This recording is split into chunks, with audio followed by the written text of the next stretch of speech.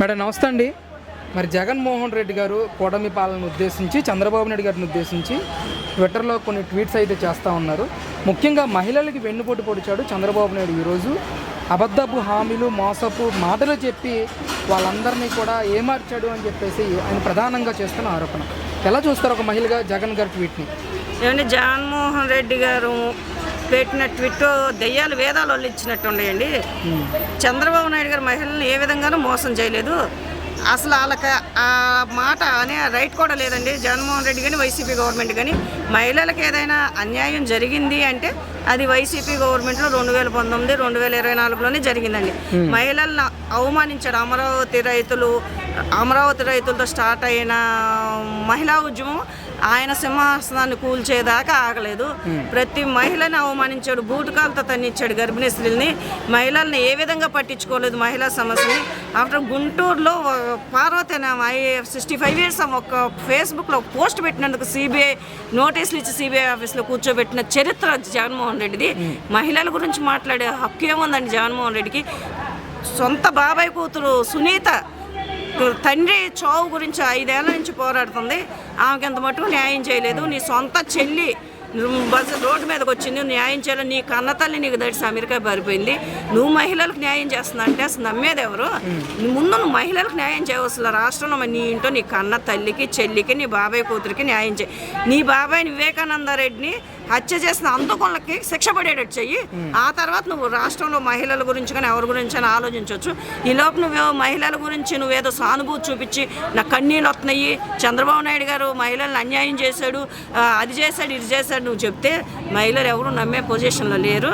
అది ఇంకా ఇకనైనా కొంచెం కళ్ళు తెరుచుకుని ముందు నీ ఇంట్లో మహిళలకు నువ్వు న్యాయం చేయ, తర్వాత రాష్ట్రంలో మహిళలకు నువ్వు న్యాయం చేసేది. అంటే ఒకవైపు వైసీపీ మహిళా నాయకురాళ్ళందరూ కూడా మాట్లాడుతున్నారు. మహిళల ఆర్థిక అభివృద్ధికి తోడ్పడిన ఏకైక వ్యక్తి జగన్మోహన్ రెడ్డి అని చెప్తా ఉన్నారు. వాళ్ళు ఏం చెప్తారు? యాంకర్ శ్యామల కానీ, విడుదల రజనీ కానీ, రోజా కానీ ఇదే అండి. పేటీఎం బ్యాచ్ అండి. యాంకర్ శ్యామల గురించి ఎవరు తెలియదండి. పేటీఎం బ్యాచ్ అసలు పెడిగ్రీ ఎత్తడు వస్తున్నారు, టీవీల ముందు మరుగుతున్నారు. రోజే అండి ఓడిపోగానే ఎందుకు పారిపోయింది మెడ్రాస్ పారిపోయింది. మళ్ళీ ఎవడు గతి లేక పెడిగ్రీ ఎత్తి వచ్చి మురుగుతుంది. పెడిగ్రీ తిని పేటీఎం బ్యాచ్ మురిగే వాటికి సమాధానం చెప్తే మాకు కూడా వాల్యూ ఉండదండి. వాళ్ళు మురుగుతూనే ఉంటారు. రెంట్ డబ్బు తీసుకుని మురిగేవాళ్ళు. పేటీఎం బ్యాచ్ పెడిగ్రీ తిని మురిగయ్యాయి. వాళ్ళకి ఆ శ్యామలకి రోజాకి వీళ్ళకి సమాధానం చెప్పాల్సిన అవసరం లేదు. ఇవాళ వచ్చి శ్యామల నీతులు చెప్తుంది. గత 5 ఏళ్లలో మహిళల మీద జరిగిన దాడులు అప్పుడు శ్యామల ఎందుకు బయటిరాలా? నీ గవర్నమెంట్ నువ్వు మినిస్టర్గా ఉండి నువ్వెందుకు మాట్లాడలా? 5 ఏళ్లలో అంతమంది మహిళల మీద దాడులు జరిగినాయి. మహిళలకి మాన ప్రాణాల లక్ష్యం లేదు. మహిళల మీద అఘాయిత్యాలు చేశారు. నీ జగన్మోహన్ రెడ్డి ఇంటి పక్కనే జరిగింది. నువ్వేం చేసావు? ఒక దిశ అనే షో చేశారు. కానీ ఎవరికైనా ఒక నిందితులకి శిక్ష అనేది పడిందా?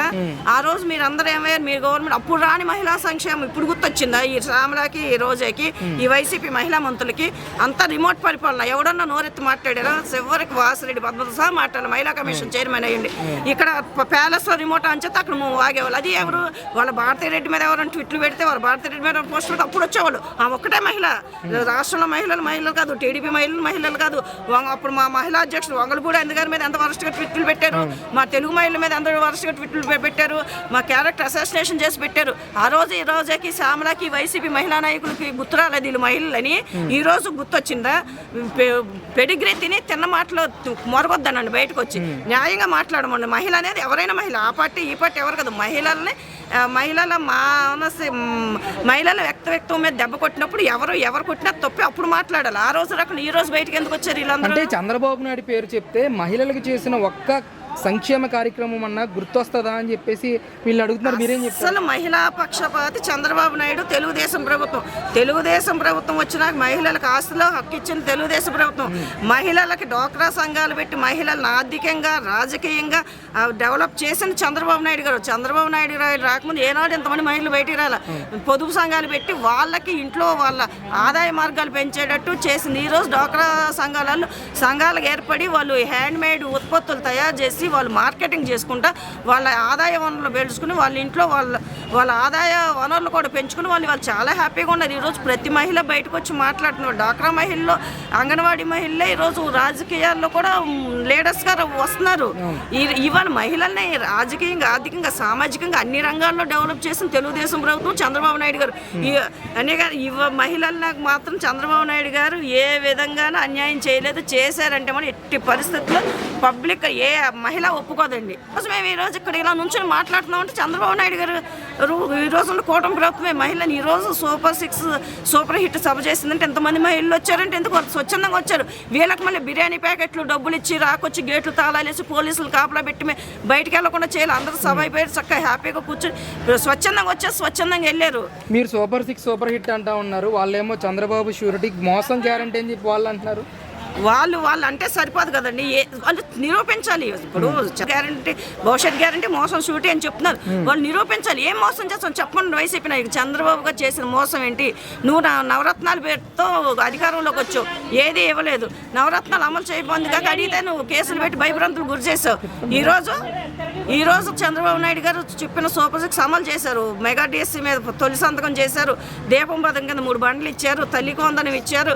మహిళలకు ఫ్రీ బస్ ఇచ్చారు. మొన్న అన్నదాత సుఖీభావ డబ్బులు పడినాయి. ఒక్క ఆడబిడ్డని ఇది రావాలి, అది రన్నింగ్లో వస్తుంది, త్వరలో అది వస్తుంది. చంద్రబాబు నాయుడు గారు ఏ మోసాలు చేయలే, ఏ మోసాలు చేయలేదండి. చంద్రబాబు నాయుడు గారు ఏ మోసం చేయలేము. ఆయన మాట తప్పకుండా అన్న మాట ప్రకారం ఎన్నికల మేనిఫెస్టోని అమలు చేస్తున్నారు. చేయనాడు చేతగానే దద్దము నువ్వు.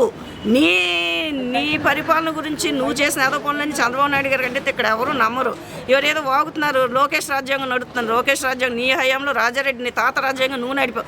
లోకేష్ గారు అంబేద్కర్ రాజ్యాంగానే నడుపుతున్నారు. నిజంగా లోకేష్ రాజ్యాంగం నడిపితే నువ్వు ఇవాళ ఇక్కడ ఉండేవాడుకు నువ్వు నీ నాయకులు అందరూ సెంట్రల్ జైల్లో కూర్చుని చెప్పుకోడు తినేవాళ్ళు. వాళ్ళు న్యాయబద్ధంగా అంబేద్కర్ రాజ్యాంగాన్ని నడుపుతున్నారు. అంటే జగన్ అరెస్ట్ చేసేదాము టీడీపీ నాయకులు లేదు అని చెప్పేసి మాట్లాడుతున్నారు.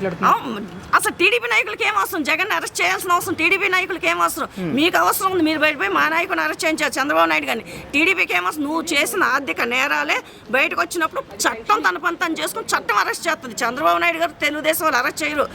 నీ ఆర్థిక నేరాలని బయటకు వచ్చినప్పుడు అవి బయటకు వచ్చి అయినప్పుడు నువ్వు అరెస్ట్ అవుతావు. దానికి చంద్రబాబు నాయుడు గారు తెలుగుదేశం పార్టీకి సంబంధం ఉండదు. నీ అరెస్ట్కి వాటికి సంబంధం లేదు. నేను అరెస్ట్ చేయాల్సిన అవసరం కూడా లేదు.